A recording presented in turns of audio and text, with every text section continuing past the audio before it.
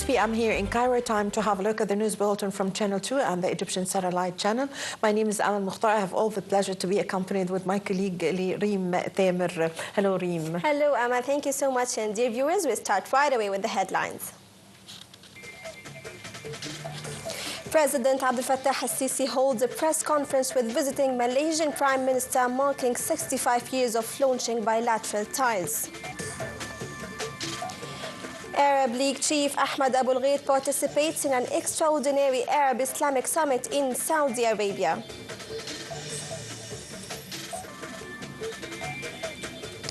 And Palestinian Health Ministry says over 43,600 people killed in more than 13 months of genocide war in Gaza.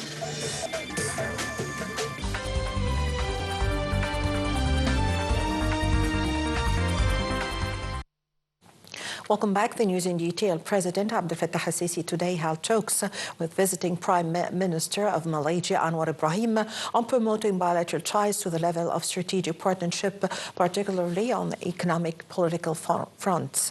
Addressing the press conference after the talks, President al-Sisi greeted the Malaysian guest as the two countries mark 65 years since the launching of bilateral ties.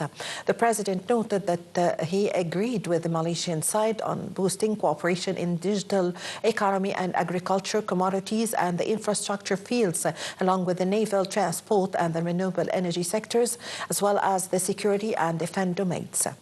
The head of state added that both countries also stressed the importance of activating the free trade agreements between the Southeast Asian states and the COMESA bloc. On regional developments, President al-Sisi and the Malaysian guest condemned the ongoing Israeli occupations war at Gaza and Lebanon, renewed the necessity of hammering out a ceasefire and allowing aid to suffering civilians. They also called on the United Nations Security Council to look into the Palestinian request for a full UN membership and reiterated the Palestinians' right to self-determination. The statement noted that Egypt and Malaysia also agreed on intensifying efforts for tackling the issues pertaining to climate change. Meanwhile, President Abdel Fattah al-Sisi and the Malaysian guest witnessed the signing ceremony of a memorandum of understanding in the Islamic affairs field. The two sides said they were looking forward to linking various stalled memorandum and agreements, pushing forward cooperation in different fields. After the ceremony, Malaysia's Prime Minister expressed thanks to the head of state over the warm reception and expressed his country's desire that the president visits Malaysia in the near future.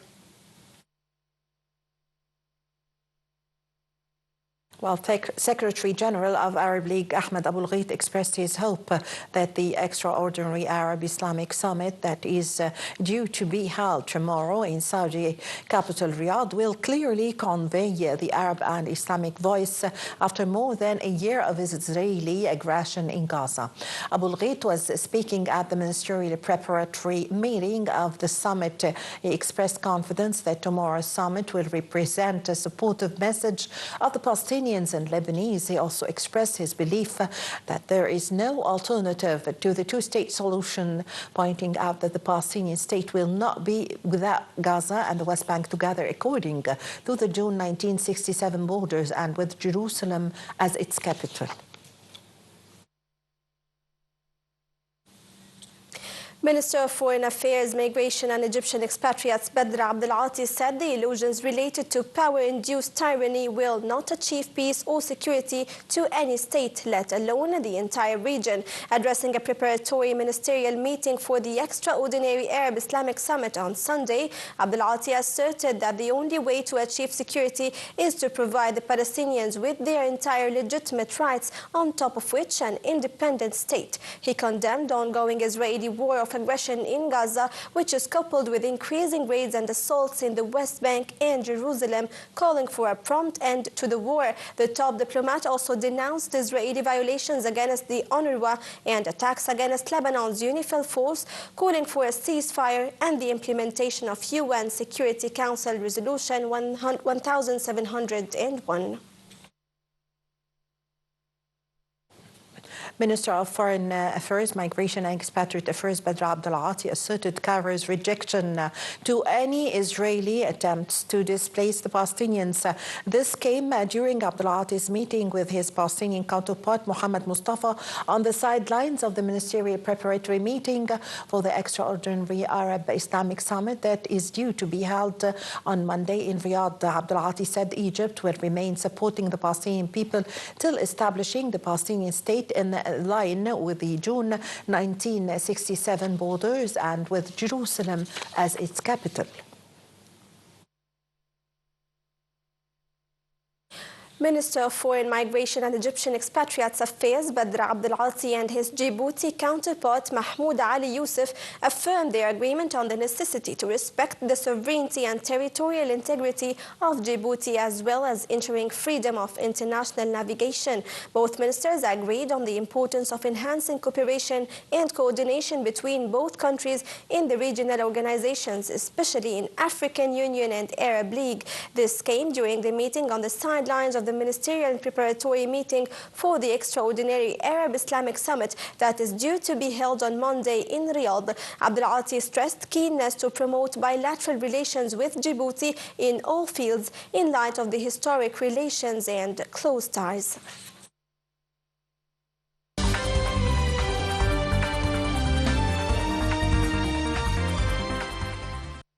Dozens of Palestinians were killed and wounded in an Israeli strike in Jabalia, and Palestinian Health Ministry said that at least 43,603 people have been killed in the Israeli genocide war. Details in the following report. Dozens of people were killed and wounded in an Israeli occupation strike on a house in Jabalia in the northern Gaza Strip at dawn on Sunday. Palestinian media sources put the number of people killed at 32. There was no immediate confirmation by the tally by the territory's health ministry. The Civil Emergency Service says its operations have been halted by an ongoing Israeli occupation raid into two towns and a refugee camp in northern Gaza that began on October 5. The director of a hospital in the Gaza Strip says it has received 17 bodies after an Israeli occupation strike on a home in the northern part of the territory. The director of Al-Ahli Hospital in Gaza City said the dead included 9 women. The Palestinian Health Ministry reported that at least 43,603 people have been killed in more than 13 months of Israeli aggression. The toll includes 51 deaths in the previous 24 hours, which also said 102,929 people have been wounded in the Gaza Strip since October 7, 2023. Lebanese official media reported an Israeli strike on a house in the main eastern city of Baalbek on Sunday, which was not preceded by an Israeli army evacuation warning. Earlier, Lebanese state-run national news agency had reported a rare Israeli strike north of Beirut. It reported that overnight and Sunday morning, Israel conducted a series of airstrikes on southern and eastern villages and locations. On Saturday, Israeli strikes killed 20 people in eastern Lebanon and 13 in the south. The Israeli occupation attacks have killed at least 3,136 civilians, mostly women and children, and wounded 13,979 in Lebanon over the last year. The UN have warned on the unacceptable repercussions of continued Israeli aggression on civilians in Lebanon. The UN Office for Humanitarian Affairs said commitment to international law is not optional. It also said all parties must guarantee the protection of civilians' homes and infrastructure under any circumstances. The UN High Commission for Refugees said that in only 6 weeks, over 500,000 people fled to Syria. 68% of them were Syrian. The United States and Britain launched raids on the Yemeni capital Sana'a, the Amran governorate and other areas. Houthi media and residents said about 9 raids had targeted the Sana'a, its suburbs and Amran governorate. Houthi fighters have launched attacks on international shipping near Yemen since November last year in solidarity with the Palestinians against the Israeli genocide war in Gaza.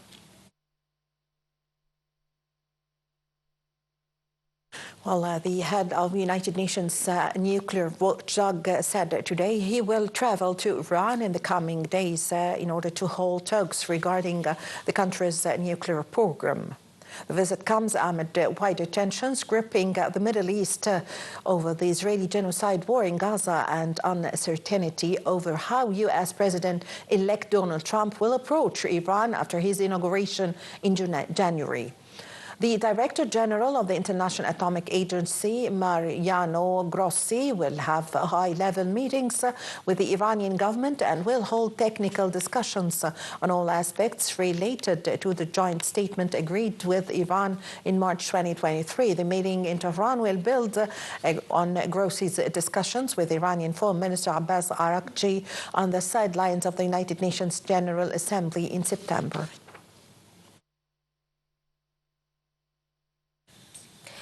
Russia's defense ministry said today that it had downed 70 Ukrainian drones on Monday over 6 regions, including 34 over the region around the Russian capital, Moscow. Earlier, Russia announced that it downed 32 Ukrainian drones targeting Moscow overnight in the largest attack on the capital since Russia began its military operation in Ukraine in 2022.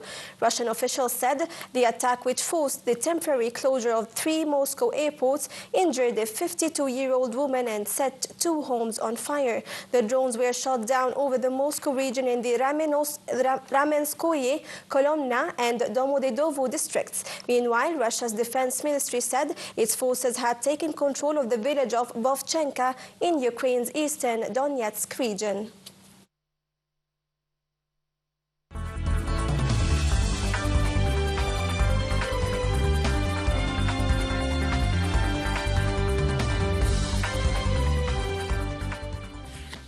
Well, Egypt's markets closed higher today amid huge purchases by local investors and local and Arab corporations against sell-offs by Arab and foreign investors and Arab corporations. The market capital of listed companies added 4.7 billion Egyptian pounds, reaching 2.2 trillion pounds at the end of transactions.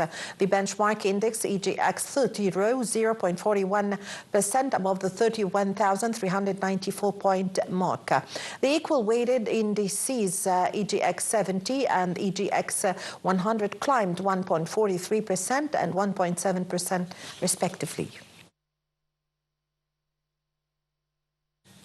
Oil prices edged lower following gains of about 1% last week as the market weighed how President-elect Donald Trump's policies would affect supplies and as drillers cut output while bracing for Hurricane Rafael. Brent crude oil futures paired losses during London trade and were last down 2.4% at $73.80, and U.S. West Texas Intermediate crude also fell 2.9% to $70.26.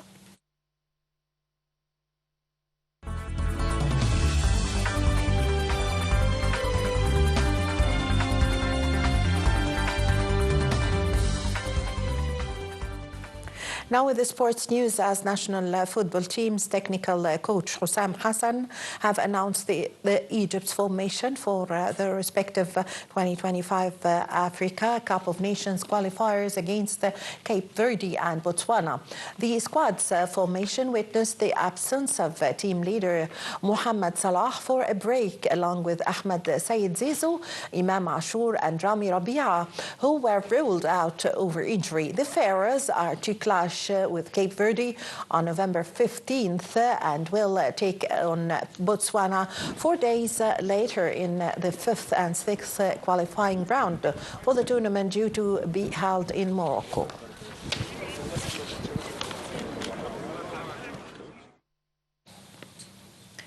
Well, with this, my dear viewers, we come to the end of this news bulletin from Channel 2 and the Egyptian Satellite Channel. My name is Amal Mukhtar. I had all the pleasure to be accompanied with my dear colleague, Reem Tamer. Thank you, Reem. Thank you so much, Reem, and thank you, dear viewers. Thank you for watching.